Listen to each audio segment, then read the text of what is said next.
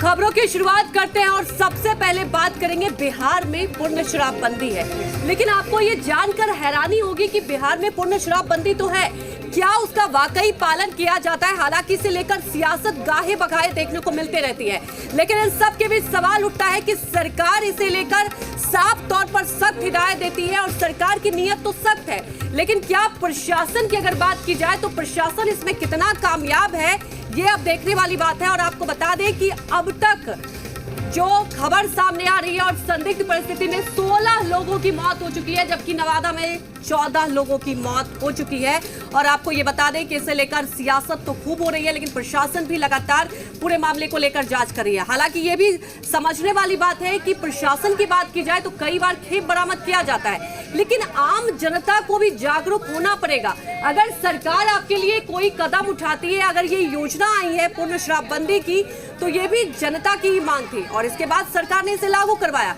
लेकिन कुछ लोगों की वजह से शराबबंदी पर सवाल उठते हैं कि आखिर ये कैसा शराबबंदी है। पूर्ण शराबबंदी है, उसके बावजूद भी जहरीली शराब की बात सामने आती है। जब जहरीली शराब की खेप बरामद होती है तो आम लोगों को भी ये समझना होगा, ये जो 2 पैक है जो आप सोचते हैं कि आपके लिए राहत है, जी नहीं, आपके लिए राहत नहीं, कहीं ना कहीं ये आपके लिए जहर बनकर साबित हो रही है। और अब प्रशासन कदम तो उठा रही है, लेकिन सरकार के साथ, प्रशासन के साथ आप सबको भी सतर्क होना होगा। और आपको बता दें कि बेगूसराय में भी 2 लोगों की जान बताई जा रही थी, लेकिन आपको यह भी बता दें कि जो पोस्टमार्टम रिपोर्ट आई है उसमें साफ तौर पर कहा गया है कि अल्कोहल पीने की पुष्टि नहीं की गई है। और आपको बता दें कि शुरुआती पोस्टमार्टम रिपोर्ट की बात की जाए तो इसका फिलहाल अभी कोई भी स्पष्ट खुलासा नहीं हो पाया है। तो आपको बता दें कि नवादा के साथ साथ बेगूसराय में भी 2 लोगों की मौत की पुष्टि की जा रही थी और ऐसा कहा जा रहा था, ऐसे बात सामने आ रही थी कि जहरीली शराब पीने से मौत हुई है। लेकिन पोस्टमार्टम रिपोर्ट की बात की जाए तो पोस्टमार्टम रिपोर्ट से यह साफ खुलासा हो पाया है कि ये जो जांच हुई है ये अल्कोहल पीने की पुष्टि नहीं हुई है। लेकिन इन सबके बीच सवाल अभी भी रह जाता है कि एक तरफ बिहार में पूर्ण शराबबंदी है, जहरीली शराब की खेप आखिर आती कहां से है, ये समझने वाली बात है। और आपको बता दें कि लगातार प्रशासन भी कदम उठा रहा है और बड़ी मात्रा में शराब भी पकड़े जा रहे हैं, लेकिन सिर्फ सरकार और प्रशासन की कोशिशें ही काफी नहीं है, क्योंकि जब तक लोग शराब के नाम पर जहर के बारे में खुद जागरूक नहीं होंगे तब तक सरकार और प्रशासन की कोशिशें कामयाब नहीं हो सकती। उन्हें यह समझना होगा कि अगर आप लापरवाही बरतेंगे तो कहीं ना कहीं आपके लिए नुकसान होगा। और आपको ये बता दें कि अभी तक कई लोग बीमार भी चल रहे हैं, कई लोग जिंदगी और मौत के बीच जूझ रहे हैं। बखरी थाना का ये है केस, एक का नाम है सकलदेव चौधरी और एक का नाम है राजकुमार सहनी। दोनों के पोस्टमार्टम रिपोर्ट में कोई कॉज एसर्टेन नहीं हो सका है, कोई एक्सटर्नल इंजरी भी नहीं था और विसरा प्रिजर्व करके रख लिया गया है। विसरा में जैसा रिपोर्ट आएगा वैसा माना जाएगा। अभी अल्कोहल वगैरह का कोई फाइंडिंग्स नहीं मिला है। बिहार में पिछले 72 घंटों के दौरान जिन लोगों की भी मृत्यु हुई है उनके परिवार के प्रति मैं अपनी संवेदना व्यक्त करता हूं और एक बात कहना चाहता हूं, मौत की वजह जो भी हो वह इन्वेस्टिगेशन का विषय है और इन्वेस्टिगेशन सरकार कर रही है। लेकिन अगर जहरीली शराब पीने के कारण किसी की मृत्यु हुई है तो निश्चित रूप से जो लोग भी दोषी हैं वो नहीं बख्शे जाएंगे। कानून संगत, न्याय संगत जो भी कार्रवाई करनी है सरकार उन पे पहले भी करी है और आगे भी। माननीय मुख्यमंत्री नीतीश कुमार जी जहरीली शराब से मौत पे चुप क्यों है? अब तक 14 लोगों की जानें जा चुकी है, कई लोग अस्पताल में हैं। माननीय मुख्यमंत्री को चाहिए कि एक उच्च स्तरीय कमेटी का गठन करे ताकि यह स्पष्ट हो जाए कि जहरीली शराब से मौत हुई है तो इनके दोषी कौन कौन है। अगर माननीय मुख्यमंत्री जी ऐसा नहीं करते हैं तो अधिकारी पदाधिकारी अपने बचने के चक्कर में इस मौत को अन्य कारण बता सकते हैं। इसलिए पुनः माननीय मुख्यमंत्री से आग्रह है कि आपका ड्रीम प्रोजेक्ट है शराबबंदी, ये शराबबंदी तो दूर की बात है, जहरीली शराब से कैसे मौत हो रही है इसकी जांच सुनिश्चित कराएं और न्याय दिलाएं। राज्य में पिछले 72 घंटे में जहरीली शराब पीने से 14 लोगों की जानें चली गई हैं। कुछ लोग और अस्पताल में इलाज करा रहे हैं, उनकी भी स्थिति गंभीर है।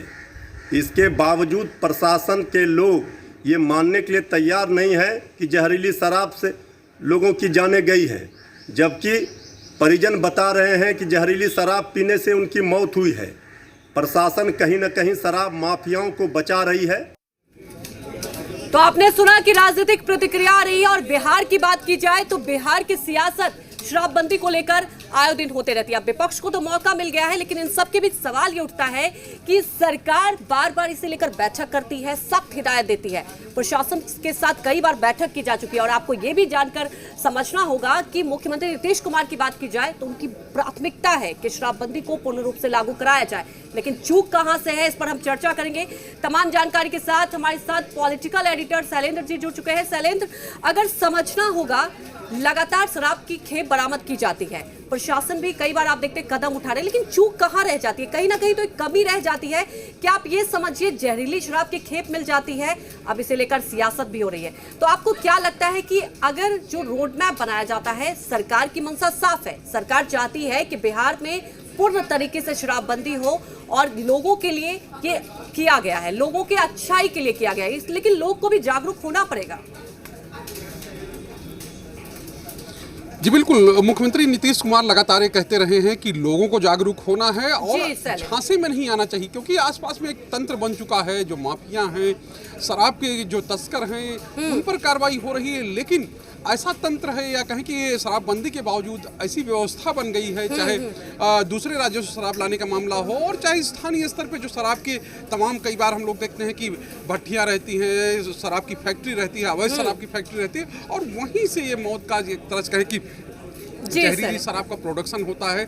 और इससे पहले भी, अभी आप नवादा की बात कर रही हैं या कहें कि बेगूसराय का मामला आ रहा है, इससे पहले चाहे गोपालगंज का मामला रहा हो, मुजफ्फरपुर का मामला रहा हो, कई और जिले हैं, तमाम जगहों से इस तरह घटनाएं सामने आई थी, और लगातार सरकार का प्रयास रहा है या कहें कि सरकार की ओर से इस तरह कदम उठाए जाते रहे हैं कि जो बाहर से शराब आती है उस पर नकेल लगे। और अभी आपने देखा किस तरह से पिछले दिनों में कार्रवाई हुई थी, बाहर से जो बड़े माफिया हैं उनकी गिरफ्तारियां हुई थी, और सरकार का ये कहना था कि हम अब बड़े लोगों को टारगेट कर रहे हैं, जो इसके पीछे, पर्दे के पीछे जो लोग रहते हैं। लेकिन उसके बावजूद, चूंकि होली ऐसा त्यौहार है, त्यौहार के समय पे तमाम लोग जो है, ये कहें कि जिन लोगों को, जो लोग बाहर रहते हैं उनको आदत है, और वो लोग आते हैं स्थानीय स्तर पर, जो एक गठजोड़ है, नेक्सस है, उसके चक्कर में फंसकर वो अपना एक तरह से कहें मौत को दावत देना ही ये हुआ कि इस तरह से लोगों की मौत हो जाना।